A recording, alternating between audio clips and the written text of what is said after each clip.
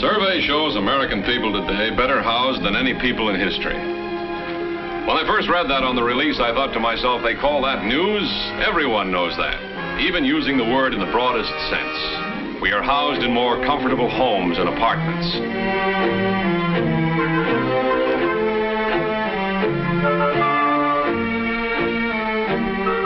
We buy in more efficient stores and shopping centers.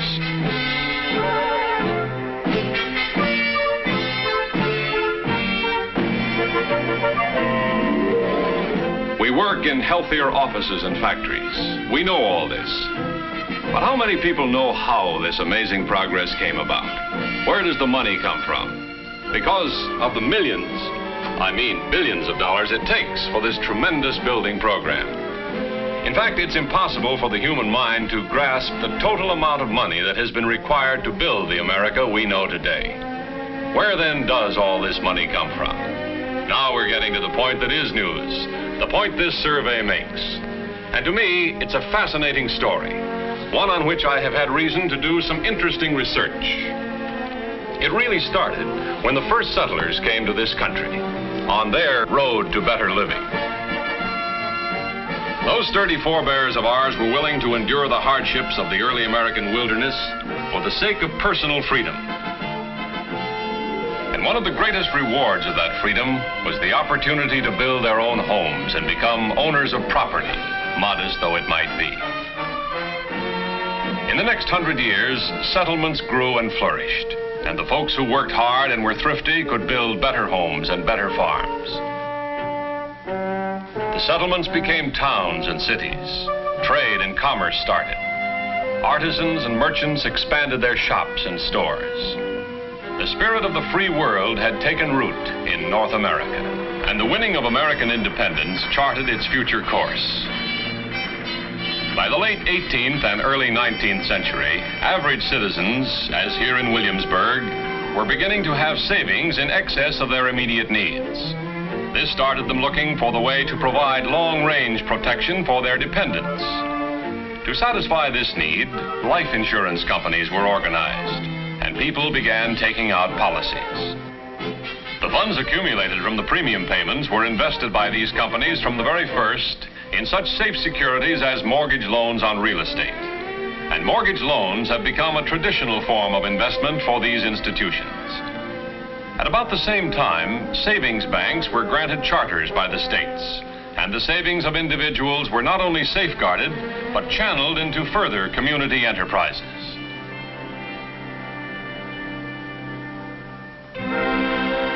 The rest of the century witnessed unprecedented growth and expansion as American frontiers swept westward toward the Pacific.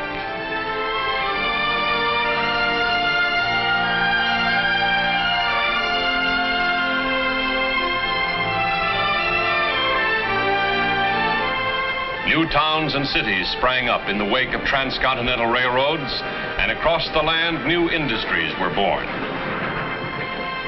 Much of the expansion during this century was provided for by private capital, and many large individual fortunes and industrial empires were thus founded. But as time went on and the country kept on growing, individual fortunes were no longer adequate to finance the continued expansion. During these years, however, the insurance payments and savings accounts of millions of small savers piled up enormously. These funds of all these small savers are put to work for the American economy. Good for the small savers and good for the economy. The trustees of life insurance companies, savings banks, savings and loan associations, commercial banks, and pension funds must invest with a minimum of risk. Outstanding among such investments are mortgages, interest-bearing loans on homes, and other buildings. In 1934, the government cooperated with private business in creating FHA. FHA was born in the Depression. When nothing much was economically sound, here was a sound idea. Faced with a national need for more homes and a more consistent supply of mortgage money to build them, FHA came to the rescue by insuring long-term, low monthly payment mortgage loans. home ownership was made possible for additional millions of families and stimulated a tremendous volume of construction. Now, most of the great saving and lending institutions were in the older parts of the country.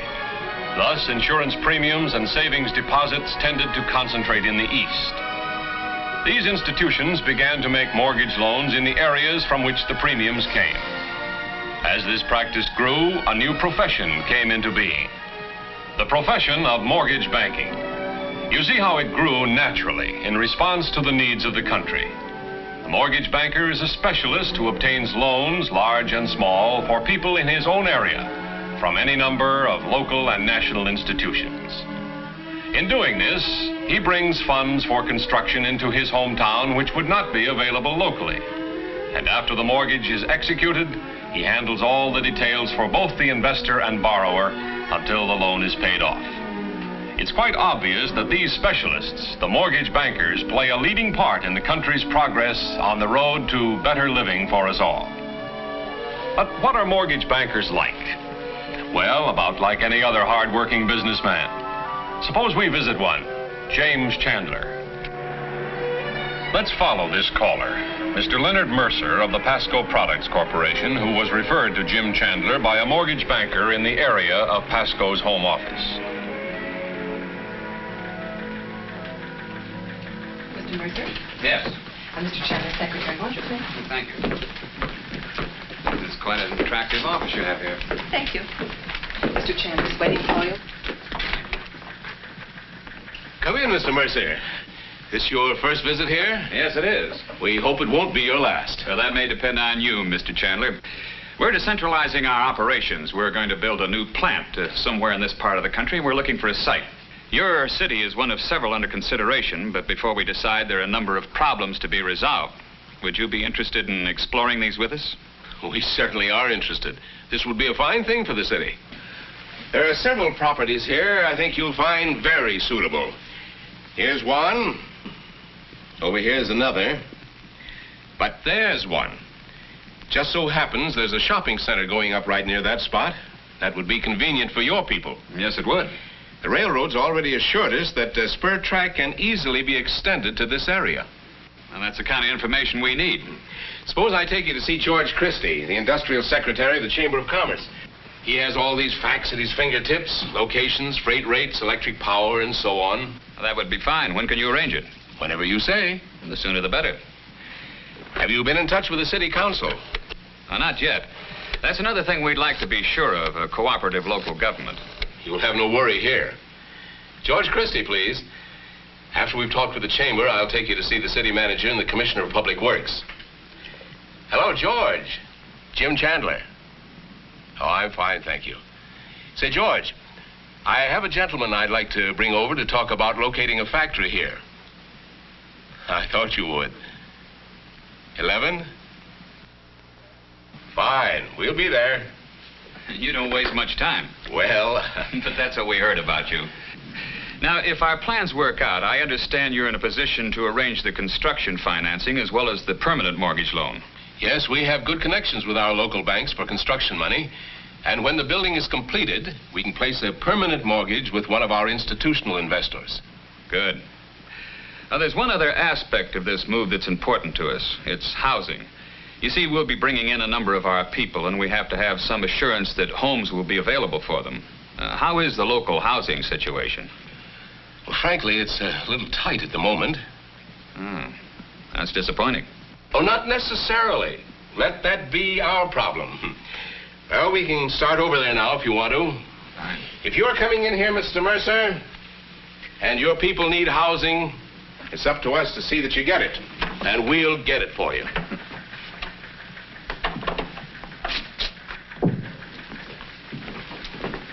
Mr. Chandler. Yes, Henry. On Frank Houston's home mortgage, we've arranged to defer his payment this month. He's out of the hospital now. He'll be back on the job soon. Glad you took care of him. He's a good man. Has a good record with us. Yes, sir. Mr. Chandler. Is that your usual practice? Oh, yes, when there's a good reason. The lending institutions allow us reasonable discretion in cases of emergency. I'll see him tomorrow. Yes, sir. They recognize their responsibility to the borrowers in many ways. Let's go. As the two men walk along the street, they come to some current construction being financed by Chandler and Company. A little farther along, they pass several substantial older buildings put up more than a quarter of a century ago, when Jim's father, James H. Chandler Sr., was head of the firm.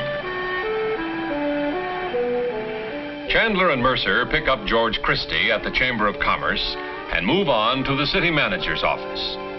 All agree that the city council will have to authorize the water company to extend the necessary mains. The city manager assures them this can be done, as well as anything else that will help the move. The meeting ends on a high note of enthusiasm. Jim Chandler is pleased, but he knows full well all the work that still will have to be done behind the scenes if this project is really to get off the ground. The next day finds him calling on Phil Regan, a local builder with a good reputation. Jim wants Regan to build a number of new houses on the old Whipple property. All right, I'll try to have it for you by Thursday. Okay. Phil, this is the kind of home we're looking for. It's the best group of homes in that price class we've had yet. They'll go well on that Whipple track. But, Jim, I've got about all the work I can handle right now. I'd like to do it for you, Jim, but I just can't see my way clear. This isn't for Jim Chandler or Phil Regan. This is for the city. A brand new industry, new employment, new business all along the line. Phil, no matter what other inducements we offer them, we can't bring them in here if we can't house them. Doggone it, Jim Chandler, you're a hard man to turn down. Well, it's the penalty of your business. What do you mean? You know a home builder builds more than homes. He builds communities, cities, lives. I ought to know better than to let you in here. Every time I do, it's the same thing. Look, if I can arrange for the additional line of credit... I'll get it for you. Well, what are we waiting for? Let's draw up plans on these two models, send them in. Now, I still like this one over here. Let's send all three. All right, tell you what we'll do. Now we are beginning to see something of what a mortgage banker really does. The full and active life he leads, much of it behind the scenes, for the betterment of the community. Of course, things like this are not accomplished overnight. While he is waiting for word on the Pasco factory, the next few weeks, Jim is busy on a wide variety of business projects for people big and little. Here is the Simmons loan commitment for your signature. Oh, yes. Well, this means a pretty little ranch house for those kids out on Clover Road. I'm glad. They're such a nice young couple. As nice as they come. 20 years ago, one of the first mortgages I made was for Jake Simmons, young Bill's dad. Bill was just a little tyke then. I remember I just bought a new car, and I let Bill sit in my lap as we steered it around the block. He's never forgotten it. I see you haven't either. What is this civic committee you asked me to remind you about? Oh, yes. The city manager asked some of us to serve on a community redevelopment committee. Write him a note and tell him I'll serve. Yes, sir. And then you'd better line up my appointments for my trip east next week. I'll want the complete file on the Sibley housing tract, the cooperative apartment, the Dewey warehouse, and the new medical center, of course. Will you want the Pasco material? No, I guess not. We haven't heard from them. That isn't like Mercer. We sent them everything they needed weeks ago, but, Oh, excuse me. Chandler speaking. Oh, put him on. Woman's intuition. Long distance, Mr. Mercer calling. Yes, sir. How are you? I haven't called before, Jim, because I didn't have anything definite. Now I have. You've got a deal. The board has approved locating the plant in your town. We're ready to go as soon as you can set up the financing. You'll get the letter tomorrow. You have all the figures you need, don't you? Oh, yes. It'll take a few days to work them into presentation form. Fact is, I'm going east next week. I'll submit it then. You bet. I'll be in touch with you, Leonard. Oh, same to you. Bye. Okay, I'll take that Pasco material. Yes, sir.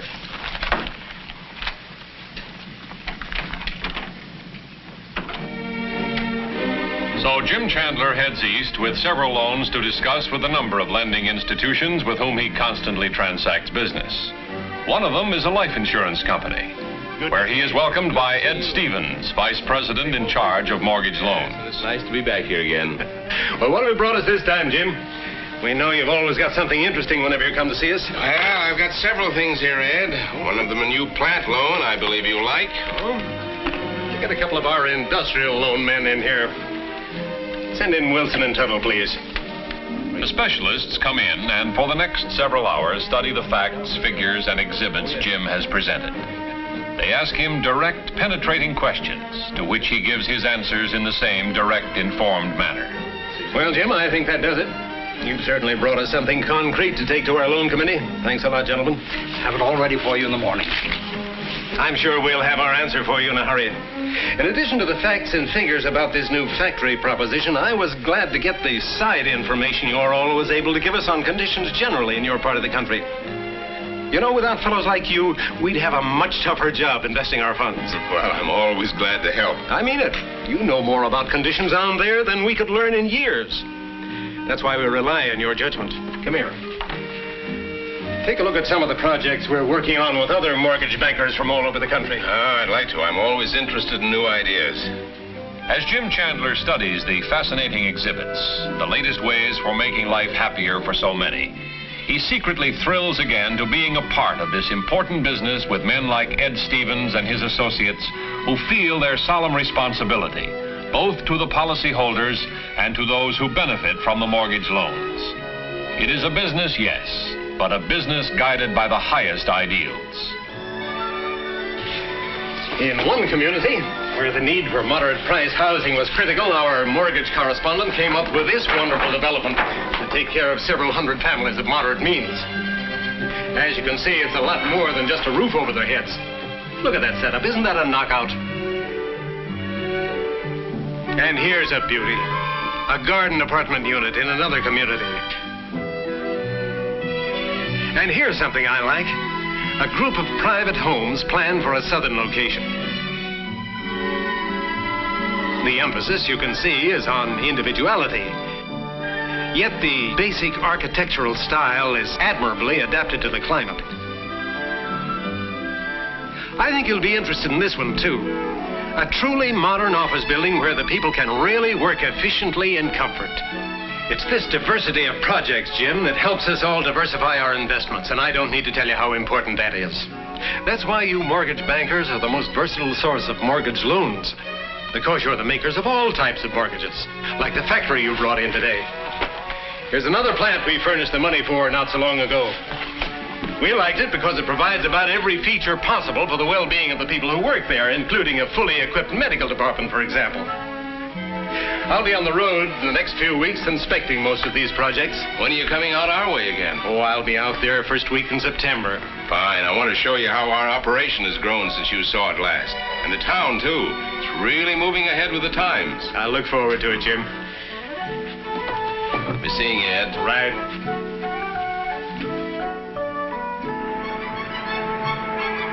Soon after Labor Day, Ed Stevens arrives in Chandler's hometown.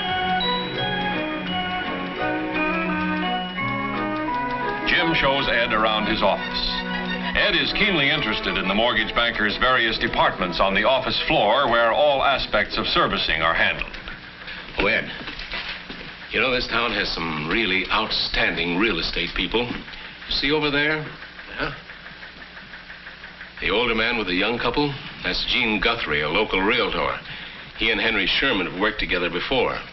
You can always tell, can't you? A town with good real estate people is a more substantial community because more people own their own homes.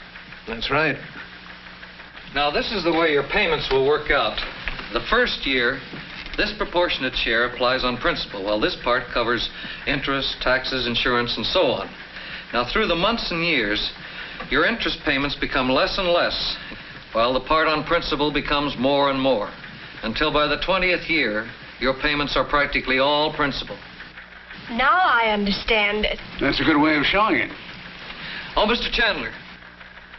Oh, excuse me a minute, Ed. Surely. Folks, this is Mr. Chandler. This is Mr. and Mrs. Russell. We've just closed a home loan for them. Oh, good. You know Mr. Guthrie, of course. Oh, yes, of course. How are you, Gene? Hello, Jim. I hope Mr. Sherman is taking good care of you. He sure is. This is a dream come true for us, owning our own home so soon. Thanks to Mr. Guthrie. He told us about this low-payment mortgage. Well, you're in good hands when a realtor like Mr. Guthrie is looking after your interests. He's shown a lot of people how to realize this particular dream. Glad to have met you. If you should ever need me for anything, I'll be around here. Thank you. Good to see you, Gene. Thank you, Jim. Jim, we're glad to have mortgage bankers like you represent us as our loan correspondents. It's more efficient and less expensive. You're doing a job here we couldn't begin to do from our home office. Well, Ed, I figure we all need each other. The Russells need us, and we need the Russells. We need you, and you need us. Gene Guthrie needs all of us, and we all need men like Gene Guthrie. You know, Jim, as my little niece said to me the other night, Uncle, you said an armload. Seriously, though, this money, the savings of all these people, when put to work in this way, well, it benefits everybody. The butcher, the baker, the candlestick maker. Every wage earner, every merchant.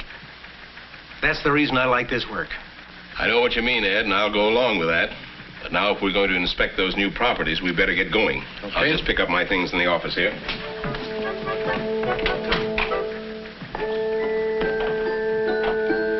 The two men visit several projects in progress. The new Pasco plant, an impressive example of the healthy employment of private capital. The savings of thousands of average citizens. But beyond even that, here is one insurance company, like many others, investing more funds in an area than it receives from the area in premium income.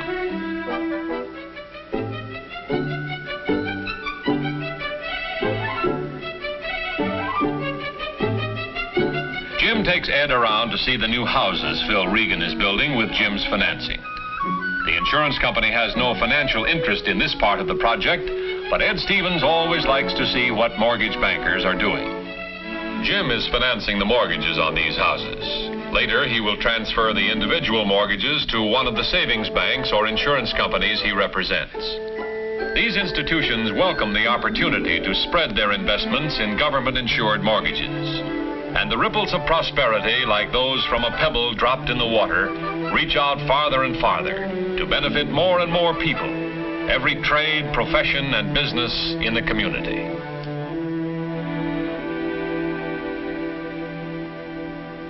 So there you are. That's what I meant when I was trying to tell you what mortgage bankers are like, what they do. We've come a long way from the housing of our founding fathers. But the progress we have made in this country traces back directly to the ideals and aspirations to which they were dedicated. All of us who have savings accounts and life insurance play a part in today's great building program. And we can take everlasting pride in the knowledge that together with men like Jim Chandler, we are steadily building our own road to better living, now and for the future.